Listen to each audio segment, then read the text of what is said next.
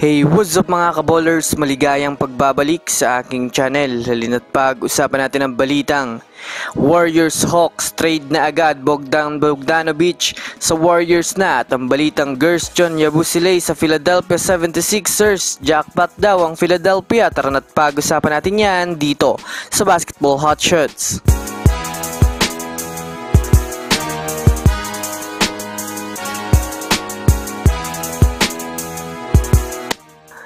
Una nga muna tayong dumako mga kaballers sa balita patungkol sa nakajackpot nga daw ang Philadelphia 76ers sa pagkuha kay Gershon Yabusele.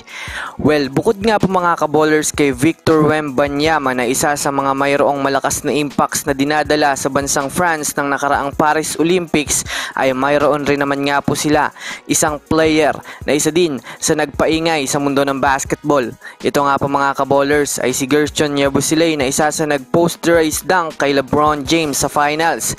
Bukod dyan, isa rin nga po siya mga kaballers sa nagdadala ng malakas na impact sa France pagdating sa opensa at depensa sa front court ng kanilang team. Kaya naman marami nga po mga kaballers ang nabilib ng mga scouts at mga team sa NBA, lalong lalo na itong Philadelphia 76ers, kaya pinapirma nga ito ng isang taong kontrata. Marami na rin nga po mga analyst ang nagsasabing maswerte nga daw ang Philadelphia 76ers dahil malaki nga daw ang maiaambag nito sa kanilang kupunan. Balak nga po mga kaballers ng coaching staff ng 76ers na gawing backup center. Abangan na lang natin mga kaballers ang mga magagawa nito sa NBA sa susunod na season. Samantala, dumako naman tayo mga kaballers sa balita patungkol sa trade ni Bogdan Bogdanovic na lumabas patungo sa Warriors. Well, alam naman nga po natin mga kaballers na maraming mga analysts ang nagtutulak kay Bogdan Bogdanovic sa Warriors matapos nilang makita ang malaking improvement ni Bogdan Bogdanovic matapos pahirapan ito ang Team USA ng nakaraang Paris Olympics semifinals.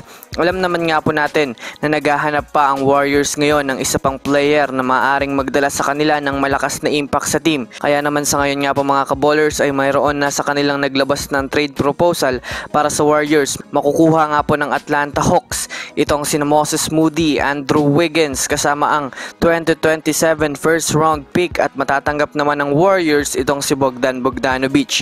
Well, kung susumadayan nga natin mga kaballers, win-win situation nga po mga kaballers ang maaaring maging resulta ng trade na ito, lalo pat magkakaroon nga ang Atlanta Hawks ng dalawang defensive player na kayang tumulong sa opensa ng kanilang team, habang ang Warriors naman ay magkakaroon na ng panibagong star caliber player na maaaring tumulong kay Stephen Curry na buhati ng Warriors sa susunod na season. Kaya labas mga Warriors fans, ano sa tingin nyo? Sang-ayon ba kayo sa lumabas na trade na ito?